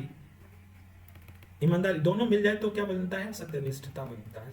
सत्यनिष्ठ होता है वो जो व्यक्ति अपने जीवन में भी ऑनेस्टी को पालन करे और सार्वजनिक ईमानदारी को भी रखे, वो उसके अंदर सत्यनिष्ठ अव्वल दर्जे में होगा। अगर व्यक्तिगत जीवन में कुछ और करे, सार्वजनिक जीवन में ईमानदारी पालन रखे, तो हम नहीं कह सकते कि वो सत्यनिष्ठ नहीं है। ये बात समझना, हम सीधी बात है बता रहे हैं कि अगर व्यक्तिगत जीवन में भी वो क्या कर दे, ईमानदारी रखे और सार्वजनिक में न रखे, तो सत्यनिष्ठ ऐसे भी नहीं हो सकता है। लेकिन सार्वजनिक जीवन में क्या हो, मान लो कि ऑफिसर सत्यनिष्ठ ईमानदारी रखता है लेकिन व्यक्तिगत जीवन में नहीं रखता है, तो उसको हम सत्यनिष्ठ नहीं बोल सकते। सबसे बढ़िया एग्जांपल सत्यनिष्ठ के महात्मा गांधी को माना जाता है। वो अपने पर्सनल जीवन में भी ईमानदारी रखते थे और सार्वजनिक जीवन में, मतलब उनकी कथनी करनी में अंतर नहीं था। कथनी और करनी में अंतर ना हो तो वही सत्यनिष्ठ होता है, ठीक है ना, सत्यनिष्ठता होता है। तो हम ये भी बोल सकते हैं, जरा सा देखो कि यहाँ पे विचार, ठीक है, वचन और कर्म, ठीक है ना, इन दोनों में क्या हो जाए, तीनों में सामंजस्य बैठ जाए, मतलब विचार वचन और कर्म में एकरूपता आ जाए, संगति आ जाए, तो सत्यनिष्ठ बोल सकते हैं, इंटेग्रिटी बोल सकते हैं। जो भी आप रिप्रेजेंट करना चाहो ये रिप्रेजेंट कर सकते हो कि विचार वचन और कर्म में एकरूपता आ जाए, उसको सत्यनिष्ठ बोलते हैं, ठीक है ना। तो सत्यनिष्ठता को हम डिफाइन करें, दूसरा क्या है, हम बोल सकते हैं कि जैसा ये हमारा सिलेबस ही बोलता है कि सत्यनिष्ठता सिविल सेवक का क्या है, आधारभूत मूल्य है, तो ये भी बताएंगे आधारभूत मूल्य है। अब डिफिनीशन करना है, डिफिनीशन देना है, तो क्या होगा डिफिनीशन, ये डिफिनीशन देखो। अभी तक तो हमने ऑनेस्टी, प्रोपर्टी, इंटेग्रिटी बताया, विचार वचन कर्म में एकरूपता आ जाए ये बताया। अब बोले कि भय, दबाव, प्रलोभन, पूर्वाग्रह, खंड मुक्त होकर ये भी छोड़ दो, संवैधानिक मूल्यों के प्रति निष्ठा रखते हुए सार्वजनिक हित में अपने कर्तव्यों का क्या करें, दृढ़ता पूर्वक पालन करना ही सत्यनिष्ठा की सीधी सीधी बात है कि कोई भय नहीं है, कोई दबाव नहीं है, कोई प्रलोभन नहीं है, कोई पूर्वाग्रह नहीं है, और संवैधानिक मूल्यों को हम क्या कर रहे हैं, संवैधानिक मूल्यों के प्रति निष्ठा रखते हुए सार्वजनिक हित में अगर कार्य कर रहे हैं, ठीक है, अपने कर्तव्यों का पालन कर रहे हैं, वही चीज क्या है, सत्यनिष्ठता है, ठीक है ना। ये बात बहुत अच्छे से समझ लेना इसको, ठीक है। सत्यनिष्ठता को नैतिक सिद्धांत की दृढ़ता, निर्दोष चरित्र, अस्पष्टता, ईमानदारी एवं निष्कपट के रूप में, कर्तव्य पालन के प्रवाची के रूप में परिभाषित किया जाता है। ये ऐसा नहीं है, ये भी बोल सकते हो, ठीक है ना, जो दोनों है ये केवल परिभाषा दे दो कि भय, दबाव, प्रलोभन, पूर्वाग्रह और से मुक्त होकर भय, दबाव, प्रलोभन, पूर्वाग्रह से मुक्त होकर संवैधानिक मूल्यों के प्रति निष्ठा रखते हुए। तो देखो किससे मुक्त होना है? भय, दबाव, प्रलोभन, पूर्वाग्रह से मुक्त होकर संवैधानिक मूल्यों के प्रति निष्ठा रखते हुए सार्वजनिक हित में अपने कर्तव्यों का दृढ़ता पूर्वक पालन करना ही क्या है? सत्यनिष्ठता। बस हो गया डिफिनीशन। और उसके बाद बोल वचन, ये ऑनेस्टी, प्रोबेबिलिटी, इंटीग्रिटी करो, या वचन, विचार, वचन, कर्म में बताओ, कथनी करनी में अंतर नहीं होना चाहिए, ये भी बताओ। ठीक है। और जरा सा नोलन कमेटी ने क्या बोला था? नोलन कमेटी में 7 बताया था कि सिविल सेवा के 7 गुण होने चाहिए, 7 कैरेक्टर बताया था, तो उसमें सत्यनिष्ठता भी है। तो सिविल से नोलन कमेटी के अनुसार क्या है? उसने बोला था, नोलन कमेटी की भी बात बोल देना जब भी अगर सत्यनिष्ठता, कि कोई पद एवं स्थिति के अनुसार अपने दायित्वों को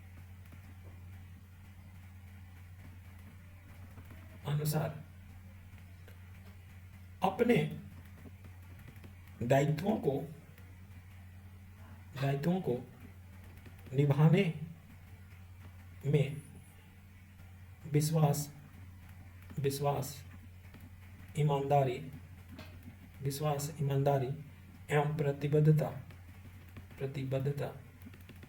प्रतिबद्धता होनी चाहिए। नोलन कमेटी ने क्या बोला था? कि पद एवं स्थिति के अनुसार अपने दायित्वों को निभाने में विश्वास, ईमानदारी एवं प्रतिबद्धता होना चाहिए। ये नोलन कमेटी ने बोला था। अर्थात कहना क्या चाह रहा है इस बात से? अब इस बात से ये कहना चाह रहा है कि सार्वजनिक पद पे कोई बैठा हुआ आदमी, सार्वजनिक पद पे बैठा है, सार्वजनिक पद पे बैठा हुआ कोई आदमी को ऐसा कार्य नहीं करना चाहिए जिससे वित्तीय या किसी अन्य रूप से, कोई अन्य रूप में किसी को लाभ दे, किसी व्यक्ति को लाभ दे या संगठन को लाभ दे, ऐसा कार्य नहीं। तो सार्वजनिक पद पे बैठा हुआ व्यक्ति ऐसा कार्य ना करे जिससे किसी को वित्तीय या अन्य रूप से किसी व्यक्ति को या संगठन को क्या करे? लाभ पहुंचाए। ठीक है। और लाभ पहुंचाए, या ये भी हो सकता है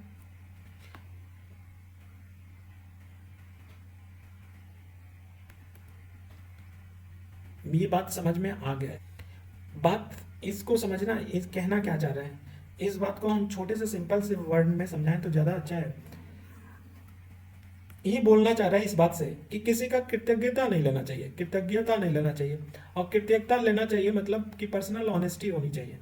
ऑनेस्टी अगर अपने व्यक्तिगत जीवन में ऑनेस्टी रखता है तो वो कृतज्ञता नहीं लेगा किसी का, और कृतज्ञता किसी का ले लेगा तो फिर सार्वजनिक जीवन में अगर किसी से क्या ले रहा है? व्यक्तिगत कृतज्ञता ले लेता है, मतलब वो ऑनेस्टी नहीं रह रहा है व्यक्तिगत जीवन में, तो सार्वजनिक जीवन में वो क्या करेगा? उसको उसके हित में निर्णय लेना पड़ेगा, जिससे कृतज्ञता लिया है उसके हित में कार्य करना पड़ेगा, बाध्यतावर्ष। जैसे एग्जांपल लेते हैं कि हम क्या हैं? हम हैं यहाँ का डीएम, ठीक है ना?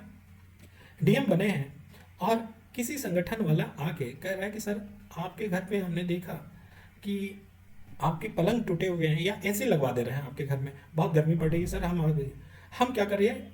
एक्सेप्ट कर लिया, हम उसकी कृतज्ञता एक्सेप्ट कर लिया। तो हम अपने पर्सनल जीवन में तो ईमानदार नहीं रहे, सीधी बात है, व्यक्तिगत जीवन में। और कृतज्ञता एक्सेप्ट करने के बाद वो आके एक समय बोलता है सर ये हमारी फाइल है, इस पर साइन कर दीजिए। तो उस बंदे के हमारे मन में आएगा कि यार ये हमारे घर में क्या किया? ऐसे ही लगाया है। अब भले फाइल क्या हो, जनहित में ना हो, उस फाइल पे हमें साइन करना पड़ रहा है। तो सीधी बात है कि पद एवं स्थिति के अनुसार अपने दायित्वों को निभाने में विश्वास, ईमानदारी और प्रतिबद्धता होनी चाहिए। ये बात बोलना है। क्या सत्यनिष्ठ नोलन कमेटी ने बोला, मतलब कि अपने व्यक्तिगत जीवन में किसी से कृतज्ञता नहीं लेना चाहिए, वरना बाध्यवश हमें क्या करना पड़ेगा? सार्वजनिक जीवन में के हित प्रभावित होगा। जैसे भी लिखना है इस बात को लिख सकते हो, ठीक है ना, सिंपल वे में। तो इतनी बात समझ में आ गई होगी। तो देखो सत्यनिष्ठता का आशय क्या है? पद और स्थिति के अनुसार अपने दायित्वों को निभाने में ईमानदारी, विश्वसनीयता और प्रतिबद्धता होनी चाहिए।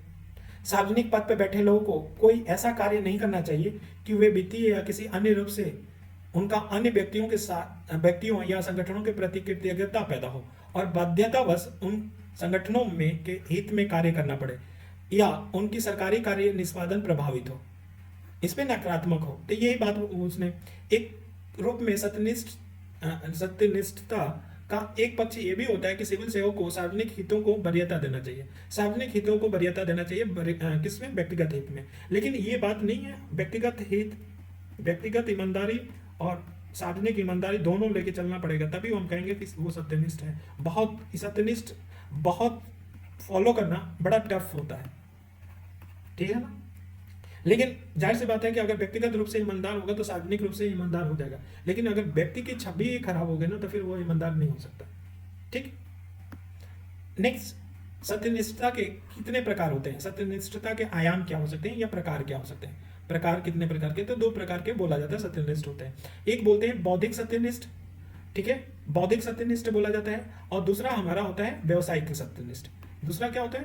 व्यवसायिक सत्यनिष्ठ, ठीक है, सत्यनिष्ठा। तो व्यवसायिक सत्यनिष्ठता, जिसको प्रोफेशनल इंटीग्रिटी बोला जाता है, इसको इंटेलेक्चुअल इंटीग्रिटी बोला जाता है। तो सत्यनिष्ठा के दो रूप होते हैं। बौद्धिक का मतलब क्या? कि कथनी और करनी में अंतर नहीं होनी चाहिए। बौद्धिक सत्यनिष्ठता का मतलब क्या? कि कथनी और करनी में अंतर विरोध नहीं होना चाहिए। दूसरे शब्द में बोले तो विचार और व्यवहार में संगतता होना चाहिए। जैसा विचार हो वैसा व्यवहार होना चाहिए, ठीक है। स्वीकृत मूल्यों और विश्वास मानकों और नियमों के अनुरूप ही व्यवहार होना चाहिए। जो भी मूल्य उसके पास है, स्वीकृत है, विश्वास है, मानक है, उनके अनुसार ही कार्य करना चाहिए। दबाव बस, भय बस, लोभ बस या दुविधा की स्थिति में स्वीकृत मूल्यों और विश्वासों के विपरीत आचरण नहीं करना चाहिए। ऐसा नहीं है कि दबाव आ गया, भय आ गया, लोभ आ गया या दुविधा आ गई तो जो मूल्य हैं वो मूल्यों से हट जाए या विश्वास से विपरीत आचरण करने, ऐसा नहीं करना चाहिए, ठीक है ना। ये बात समझ में आ रहा है कि इसको समझाएं। चलो इसको समझा देते हैं कि बौद्धिक या इंटेलेक्चुअल सत्यनिष्ठता क्या है। बौद्धिक सत्यनिष्ठता, सत्यनिष्ठा, बौद्धिक सत्यनिष्ठा का मतलब क्या? कि कथनी करनी में अंतर नहीं होना चाहिए। पहली बात, कथनी करनी में अंतर नहीं होना चाहिए। अर्थात हम ये कहें कि विचार जो ट्रायंगल बनाए थे ना, विचार, कर्म पहले ना लिखे, विचार थोड़ा सीक्वेंस लगता है ना, अच्छा लगता है। विचार, वचन और कर्म में क्या होना चाहिए? कर्म में एकरूपता होना चाहिए, एकरूपता होना चाहिए। अर्थात ऐसा ना हो कि अपने लिए कोई और मापदंड और दूसरे के लिए कोई और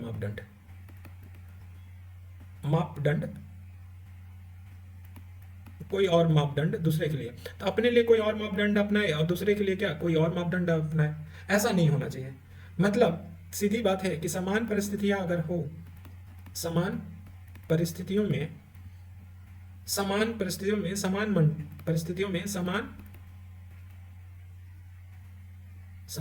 में समान क्या होना चाहिए? मापदंड होना चाहिए, ठीक है। जैसे एग्जाम्पल हम दे सकते हैं बौद्धिक संपदा की चोरी।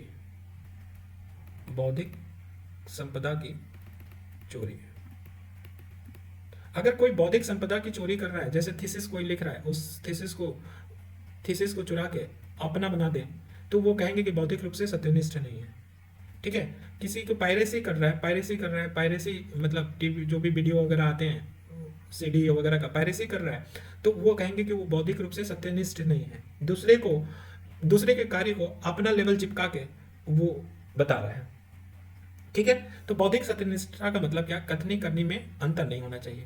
विचार, वचन, कर्म में एकरूपता होना चाहिए। क्या होना चाहिए? एकरूपता।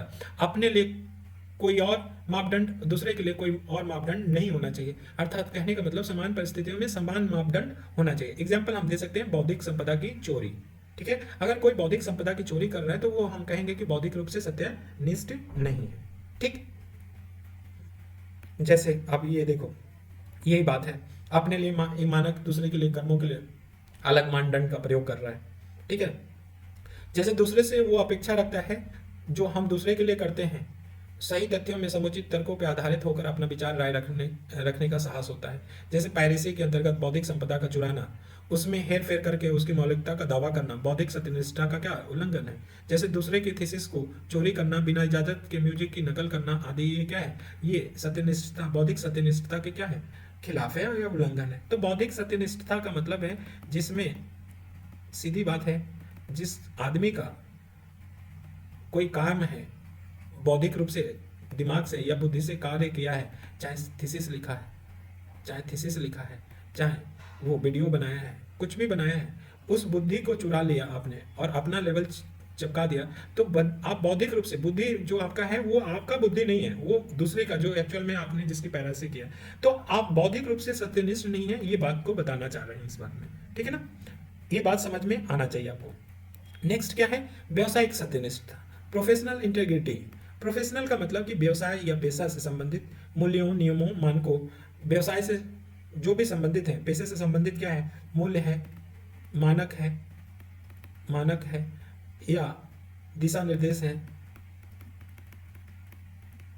दिशा निर्देश है। सीधी बात है कि मूल्य, मानक, जो व्यवसाय कर रहे हैं, पेशा कर रहे हैं, तो उसके मूल्य होंगे, कुछ मानक होंगे, दिशा निर्देश होंगे। अगर उसका पालन करते हुए कार्य कर रहे हैं तो हम कहेंगे कि व्यवसायिक रूप से सत्यनिष्ठ है। अगर मूल्यों का, जो पेशा कर रहे हैं, पेशा कर रहे हैं, उसका उल्लंघन कर रहे हैं, मानक का उल्लंघन कर रहे हैं, दिशा निर्देश का उल्लंघन कर रहे हैं, तो हम कहेंगे कि प्रोफेशनल इंटीग्रिटी आपके अंदर नहीं है। ठीक है ना, बात है कि मूल्यों के अनुसार ही कार्य करना है। जैसे एग्जाम्पल हम लेते हैं कि कितनी बार मेडिकल कंपनियां होती हैं, वो नई दवाओं की खोज करने हेतु क्या करती हैं, गुपचुप तरीके से क्लिनिकल ट्रायल करती हैं, गुपचुप तरीके से क्लिनिकल ट्रायल करती हैं। तो ये व्यावसायिक सत्यनिष्ठा का क्या है, उल्लंघन है। और फिर से ये जो क्लिनिकल ट्रायल करती हैं, वो मरीजों को वैसी दवाएं लेने एवं टेस्ट के लिए सलाह देना जो उसके लिए आवश्यक नहीं है। या डॉक्टर के भी बोल सकते हैं कि डॉक्टर भी प्रोफेशनल रूप से इंटीग्रेटेड नहीं है। क्यों, क्योंकि वो वैसी दवा लिख रहा है और ऐसा टेस्ट लिख रहा है, टेस्ट करा लो, ये टेस्ट करा लो, वो टेस्ट करा लो, जो कि जरूरी नहीं है। तो हम कहेंगे कि उसके पास प्रोफेशनल इंटीग्रिटी क्या है, नहीं है। बात समझ में आना चाहिए। और इसी प्रोफेशनल इंटीग्रिटी के लिए हम देखो डॉक्टरों के लिए क्या दिलाते हैं, शपथ दिलाते हैं सुनिश्चित करने के लिए। हेलेंस्की जो शपथ है वो दिलाया जाता है। ठीक है, तो ये बात समझ में आना चाहिए कि अपने मूल्य, मानक और दिशा निर्देश के जो पेशा कर रहे हो उसके विपरीत काम करोगे तो हम कहेंगे कि व्यावसायिक सत्यनिष्ठा नहीं होता है। जैसे डॉक्टर का ले लिया, मेडिकल कंपनी का ले लिया, दो एग्जाम्पल ले लिया, अपने हिसाब से कोई और भी ले सकते हैं, जो भी है बस दिमाग का कीड़ा होना चाहिए।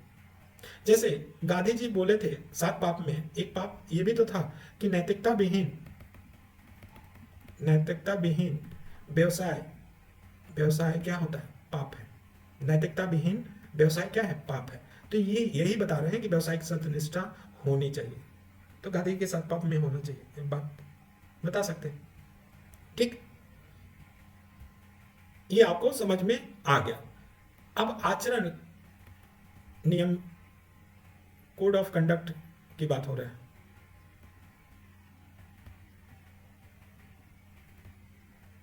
आचरण संहिता या इसको क्या बोलते हैं, रूल ऑफ कंडक्ट बोलते हैं, रूल ऑफ कंडक्ट, इसको रूल ऑफ कंडक्ट। ठीक है ना, एक होता है कोड ऑफ कंडक्ट। तो rule of conduct, code of conduct एक ही जैसा लगता है, लेकिन इससे पहले हम सत्यनिष्ठा को और थोड़ा सा एक्सप्लोर करना चाहते हैं, जो कि नोट्स में नहीं होगा, तो आप लोग लिख लेना। इस बात को एक्सप्लोर करना है कि क्योंकि सत्यनिष्ठा से बहुत सारे क्वेश्चन आते हैं, हर साल सत्यनिष्ठा पे पूछा जाता है। तो सत्यनिष्ठा के डिफिनीशन,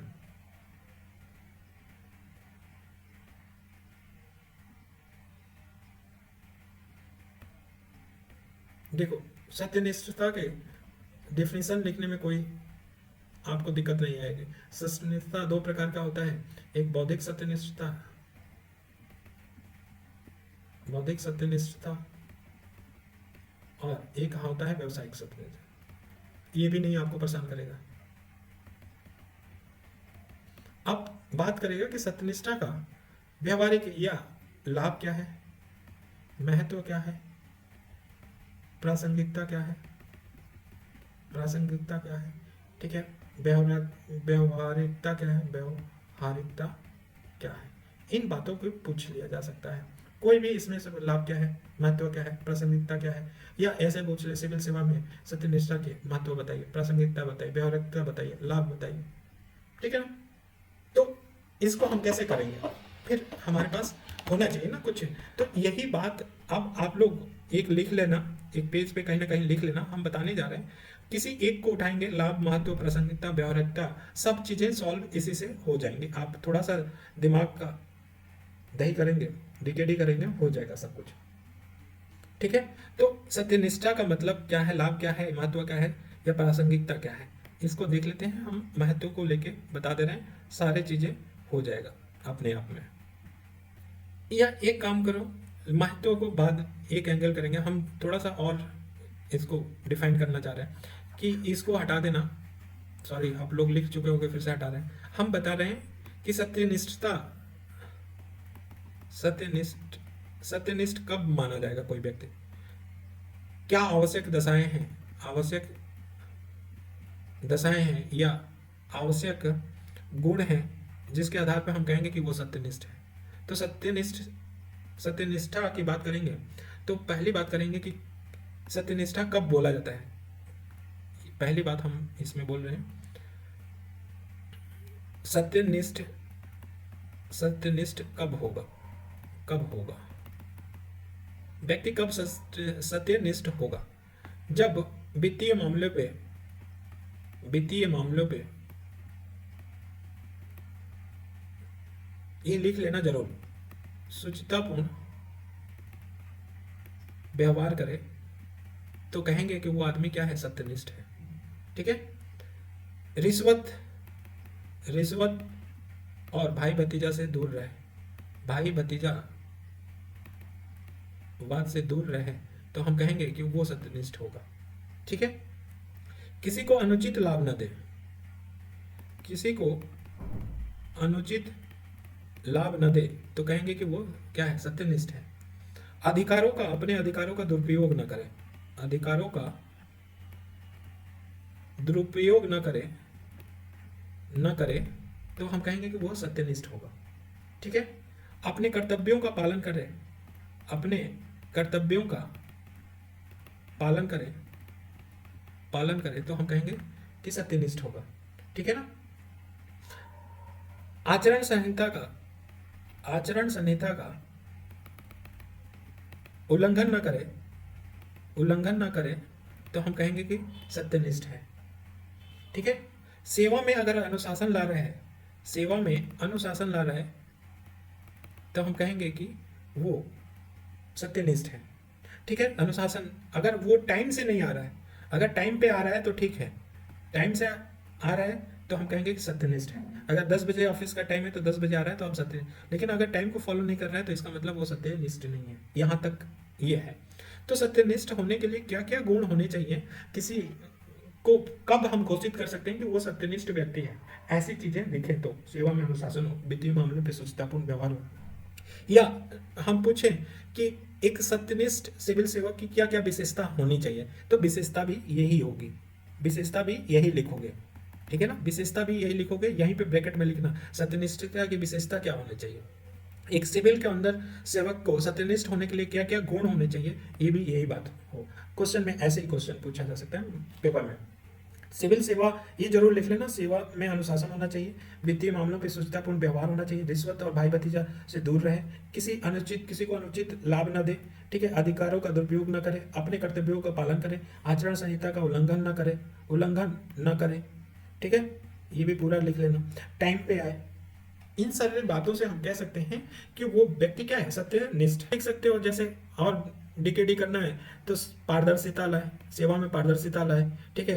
राजनीतिक रूप से क्या हो, तटस्थ रहे। ठीक है? तो ये हम कह सकते हैं कि वो सत्यनिष्ठ व्यक्ति होगा। तो सत्यनिष्ठ के क्या गुण हैं, ये बात समझ में आ जाना चाहिए, या किसी सत्यनिष्ठ व्यक्ति की क्या क्या विशेषताएं होनी चाहिए, तो भी आप यही बात लिखोगे। ठीक है? अब दूसरा आ जाते हैं महत्व, सत्यनिष्ठता का महत्व क्या होगा। तो निष्ठा के महत्व में अगर होगा तो प्रशासन क्या होगा, प्रशासन को कुशल अकुशल एवं प्रभावी बनाएगा। ठीक है, प्रशासन को ये भी लिख लेना जरूर। दूसरा बात है कि ये प्रशासन को क्या बनाएगा? निष्पक्ष बनाएगा, निष्पक्ष बनाएगा। ये क्या करेगा? ये सुशासन को स्थापित करेगा। ये लोकतंत्र को बढ़ावा देगा, लोकतंत्र को प्रोत्साहित करेगा। ये समावेशी विकास को लाएगा। ये सामाजिक न्याय स्थापित करेगा, ठीक है, स्थापित करेगा। ये क्या करेगा? भ्रष्टाचार पे रोक लगाएगा, ठीक है। लोक निधि का सदुपयोग करेगा, ठीक है ना। वो जनता के हित में कार्य करेगा, ठीक है। तो एटीसी जो भी लिखना है, इतना महत्व हमने बता दिया, काफी है, ठीक। तो महत्व अभी समझ में आना चाहिए। अब नेक्स्ट हमारा क्या है? इंटीग्रिटी का, सत्यनिष्ठा का दार्शनिक आधार में अगर पूछ ले कि दार्शनिक आधार बताओ सत्यनिष्ठा का, तो ये भी जरूर लिख लेना। दार्शनिक आधार क्या हम बता रहे हैं? सत्यनिष्ठा का दार्शनिक आधार क्या है? दार्शनिक आधार भी पूछ ले, ये मटेरियल में नहीं होगा, ये लिख लेना। दार्शनिक आधार क्या है? तो दार्शनिक आधार में हम लेते हैं पहले भारतीय दर्शन में दार्शनिक आधार सत्यनिष्ठा को क्या करना चाहिए? भारतीय दर्शन में देखें तो जो हमारा बौद्ध धर्म है, जैन है और महात्मा गांधी है, इन तीनों ने सत्य के बारे में बोला है कि सत्य बोलना चाहिए पहला। तो ये इंडिकेट करता है सत्य बोलेगा तो पर्सनल लाइफ में होगा, सार्वजनिक लाइफ में सत्यनिष्ठा आ जाएगी, ठीक है ना। ये होना चाहिए। दूसरी बात क्या है कि हमारे में दूसरा पुरुषार्थ में अगर देखें, पुरुषार्थ में क्या है? धर्म, अर्थ, काम, मोक्ष, यही तो बात बोला गया है। यहाँ पे देखो, धर्म में बोला गया है, हमारे धर्म का मतलब कर्तव्य से है।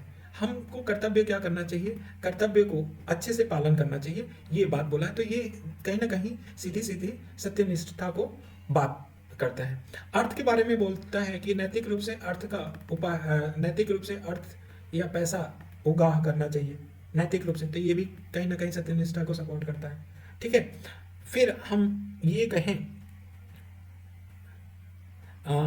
पुरुषार्थ हो गया। फिर बात करेंगे गीता की तो गीता में क्या बोला गया है? गीता में बोला गया है निष्काम कर्म करना चाहिए। हमें परिणाम पे ध्यान न देते हुए निष्काम रूप से क्या करना चाहिए? कर्म करना चाहिए, निष्काम कर्म करना चाहिए। तो ये भी हमारा हो सकता है। फिर बुद्ध का अष्टांग मार्ग है, 8 मार्ग है अष्टांग मार्ग, जिसमें सम्यक आजीवक जो हमारा उचित आजीवक होना चाहिए, ये बात हो। फिर हम जैन की बात करें तो जैन में 3 त्रिरत्न की बात की गई है। त्रिरत्न में इसमें बोला गया है कौन सा? दर्शन, ज्ञान, सम्यक दर्शन, सम्यक ज्ञान, सम्यक चरित्र की बात किया गया है। ये 3 रत्न की बात किया गया है, ठीक है ना। तो इसके परिपालन की बात करी गई है, तो ये सत्यनिष्ठा को ही दर्शाता है। महात्मा गांधी द्वारा नैतिकता विहीन व्यापार बोला गया है। एक व्यापार में नैतिकता विहीन व्यापार बोला गया, तो ये हम अपने सत्यनिष्ठा के दार्शनिक आधार को जोड़ सकते हैं। बौद्ध, जैन, महात्मा गांधी के सत्य से जोड़ सकते हैं। पुरुषार्थ में धर्म, अर्थ से जोड़ सकते हैं, ठीक है। गीता के निष्काम कर्म से जोड़ सकते हैं। बुद्ध को अष्टांगी मार्ग से जोड़ सकते हैं। जैन के त्रिरत्न सम्यक दर्शन, सम्यक ज्ञान, सम्यक चरित्र से जोड़ सकते हैं, ठीक है ना। मतलब ये बोलता है क्या? दर्शन का मतलब क्या? सम्यक दर्शन का मतलब कि हमें आस्था हो किसी के प्रति, प्रतिबद्धता, आस्था और प्रतिबद्धता को दर्शाता है। चरित्र का मतलब आचरण। तो आस्था और प्रतिबद्धता को दर्शाता है। इस ज्ञान का ही उपयोग करना है, जो दर्शन और चरित्र में आपको ज्ञान है, इन ज्ञान का ही उपयोग करना है। ये सत्यनिष्ठा की तरफ ले जाएगा। जब दर्शन पढ़ेंगे तो वहां से भी कोरिलेट करा देंगे एक बार, ठीक है ना। जब थिंकर के बारे में पढ़ेंगे तो कि ये देखो सत्यनिष्ठा से आएगा, जोड़ सकते हैं। तो यहाँ पे ये जान लो कि आधार जब भी बताना है तो ये बता सकते हो, ठीक ना। इसको भी लिख लेना। तो ये हो गया। अब हम लोग महत्व की बात हो गई थी कि नहीं, हो तो गई थी महत्व के बारे में। अब आचरण नियम की बात करें। देखो, सरकारी कर्मचारी द्वारा सत्यनिष्ठा का पालन और कर्तव्य के प्रति लगन को सुनिश्चित करने तथा उनके पद और अधिकारों को दुरुपयोग को रोकने के लिए आचरण नियमों का होना आवश्यक है। तो कहते हैं ना, कोड ऑफ कंडक्ट क्या है। कोड ऑफ कंडक्ट में सीधी बात है, ये बात यही समझते चलो कि हम लोग को 7वां जो यूनिट आएगा उसमें लिखना बड़ा आसान है। ये बताया गया है कि क्या करना चाहिए, क्या करना चाहिए एक सिविल सर्विस को, क्या करना चाहिए और क्या नहीं करना चाहिए, क्या नहीं करना चाहिए, करना चाहिए। मतलब आप समझ लो कि ये पूरी बुद्धि का गेम है। क्या करना चाहिए, क्या नहीं करना चाहिए ये सिविल सेवक को, सिविल सर्वेंट को। ये अगर मालूम है तो आपको बहुत अच्छे से समझ में आ रहा है एथिक्स, क्या करना चाहिए क्या नहीं करना चाहिए एक सिविल सर्वेंट को। ये कोड ऑफ कंडक्ट में बताया गया है। मतलब कोड ऑफ कंडक्ट के खिलाफ नहीं जा सकते, जो बताया है वैसा करना चाहिए। इसमें आचरण को, नियमों को कानूनी शक्ति प्राप्त है। जो कोड ऑफ कंडक्ट है कानूनी शक्ति प्राप्त है। अगर आप उल्लंघन करोगे तो आपको क्या हो सकता है, सजा भी हो सकता है। और ये आर्टिकल 309 में जो निर्देश दिए गए हैं उस निर्देश के अधीन जारी किए गए हैं। तो कोड ऑफ कंडक्ट हमेशा याद रखना, ये लिखने के लिए होगा कोड ऑफ कंडक्ट। ये एक्स्ट्रा फैक्ट है कि आर्टिकल 309 में दिए गए हैं दिशा निर्देश, उस दिशा निर्देश के लिए ये जारी, उसके अधीन ये जारी किया गया है कोड ऑफ कंडक्ट, ठीक ना, ध्यान रखना। और ये 309 आर्टिकल बताता है किसके द्वारा अधीन जारी किया जाता है, राष्ट्रपति और राज्यपाल। तो अगर सेंटर की बात होगी तो राष्ट्रपति और स्टेट की बात होगी तो नियम बनाने के लिए, आचरण नियम बनाने के अधिकार किनके पास है, राष्ट्रपति और राज्यपाल को, 309 के। तो भूलना नहीं, जब भी कोड ऑफ कंडक्ट लिखोगे 309 लिखोगे तो ये एक अच्छा इंपैक्ट जाएगा, ठीक है। और कोड ऑफ कंडक्ट क्या, तो क्या करना चाहिए क्या नहीं करना चाहिए उसी के बारे में बोला गया। और इसी को लेके कोड ऑफ कंडक्ट बिल आया था, एक्ट आया था 1964 में आया था, ठीक है ना। और 309 को ही लेके अखिल भारतीय सेवाएं या आचरण नियमावली 1954 तथा केंद्रीय सिविल सेवाएं आचरण नियमावली 1964 का निर्माण किया गया था। इस आचरण नियमों को लागू करने का मूल्य उद्देश्य क्या, क्या करना चाहिए क्या नहीं करना चाहिए, क्या करना चाहिए चाहिए क्या नहीं करना चाहिए, मार्गदर्शक के रूप में काम करें, मार्गदर्शक के रूप में काम करें, ठीक है। अगर उल्लंघन करेंगे तो दंड दिया जाएगा। पथ भ्रष्ट होने से बचाने के लिए, पथ भ्रष्ट होने के से बचाने के लिए इसको लाया गया, ठीक है। यहाँ तक कि दंड हो जा सकता है कि आपको बर्खास्त किया जा सकता है, आपकी सेवा से बर्खास्त किया जा सकता है ये अगर आप ये आचरण नियम का उल्लंघन करते हो। तो ये कुछ बातें थी, जानना जरूरी था। अब निष्पक्षता क्या होता है, इम्पार्शियलिटी, निष्पक्षता जानते हो ना। निष्पक्षता लिखने के लिए हमेशा आंख बंद करो और आर्टिकल 15 और आर्टिकल 16 क्या बोलता है कि किसी जाति, धर्म, लिंग, व्यवसाय, भाषा, ठीक है, वंश आदि के आधार पे, आदि के आधार पे भेदभाव नहीं करना, भेदभाव नहीं करना, यही निष्पक्षता है। तो सीधी बात है कि आर्टिकल 15 और 16 की बात करना कि आदि पे भेदभाव नहीं करना, यही क्या है, निष्पक्षता है। परिभाषा हो गया। निष्पक्षता का मतलब क्या कि जो भी हम कार्यक्रम कर रहे हैं वो प्रभावी रूप से क्रियान्वित कर रहे हैं तो पक्षपात रहित होकर करें, न्यायपूर्ण रहित करें। तो पक्षपात समानता की बात यही कहा गया ना। तो आर्टिकल 15-16 की बातें अगर लिख दोगे तो वही निष्पक्षता का क्या हो जाएगा, परिभाषा हो जाएगा, ठीक है ना। और ये बता दोगे कि पक्षपात रहित काम करना चाहिए, न्यायपूर्ण व्यवहार करना चाहिए, समस्त नागरिकों के हित में काम करना चाहिए, ठीक है। तो ये बात समझ में आ गया, निष्पक्षता समझ में आना चाहिए, कोई बड़ी बात नहीं है। आर्टिकल क्या, सिविल सेवा में अगर निष्पक्ष होने का मतलब क्या हम है, आशय क्या है, एक निष्पक्ष सिविल सेवक कैसा हो सकता है, कैसा होना चाहिए, कैसा होना चाहिए सिविल सेवक, क्या अपेक्षा की जाती है। तो ये कोई बात नहीं है कि सरकार की नीतियों का कार्यान्वयन संविधान और कानून के दायरे में रख के करें, तब हम कहेंगे कि वो निष्पक्ष है। फिर भी उनके समक्ष ऐसी स्थितियां आती हैं या अवसर उत्पन्न होते हैं जब उनके निर्णय और कार्य स्व विवेक के आधार पर होते हैं, ऐसा हो सकता है कि संविधान कानून के दायरे में ना आता हो, कुछ ऐसी परिस्थिति आ जाती है। ऐसे अवसर पे या स्थितियों में सिविल सेवा को यह अपेक्षा की जाती है कि वह अपना निर्णय कार्य निष्पक्षता पूर्वक करे, भाई भतीजावाद ना करे, किसी धर्म का ध्यान ना रखें। ठीक है ना, वही 15 आर्टिकल 5 की 15 की बातें दोहरा दो। संवैधानिक मूल्यों के प्रति क्या होना चाहिए, प्रतिबद्धता होना चाहिए। उसमें मेंशन भी करो कि आर्टिकल 15 और 16 के प्रति प्रतिबद्धता होनी चाहिए। वो व्यवहार के रूप में क्या दिखना चाहिए, व्यवहार के रूप में दिखना चाहिए। ठीक है, सार्वजनिक हित को ध्यान रखना चाहिए, यही अपेक्षा किया जाता है निष्पक्षता में। ठीक है, तो आज के लिए हमारा इतना ही टॉपिक रहता है। हमने आज क्या क्या देखा ये देख लो, कि अभिक्षमता को समझा, परिभाषा दिया। ठीक है ना, अभिक्षमता को पूरे डिटेल में देखा। फिर हम आगे बुनियादी मूल, बुनियादी मूल, बुनियादी मूल को डिफिनीशन देखा। फिर उसमें सत्यनिष्ठता आ गया, सत्यनिष्ठता को दो प्रकार में देखा, बौद्धिक सत्यनिष्ठता और व्यवसायिक, व्यवसायिक सत्यनिष्ठता। ठीक, व्यवसायिक सत्यनिष्ठता। ठीक है ना, कभी कभी पेन रुक जाता है तो हमें भी रुकना पड़ जाता है। सत्यनिष्ठता हो गया, उसके बाद हम लोग कोड ऑफ कंडक्ट की ओरिजिन की बात की है, कोड ऑफ कंडक्ट की ओरिजिन की बात की है। फिर हम लोग इम्पार्शियलिटी, इम्पार्शियलिटी या निष्पक्षता के बारे में बात की। इतना बात कर लिए हैं। नेक्स्ट बुनियादी मूल की तरफ हम लोग चलेंगे, और नेक्स्ट के बाद नेक्स्ट जैसे ही पढ़ेंगे तो पहले ये रिवीजन करेंगे, उसके बाद हम लोग पढ़ेंगे। तो आज के लिए बस इतना ही रखते हैं, मिलते हैं नेक्स्ट लेक्चर में। Thank you so much.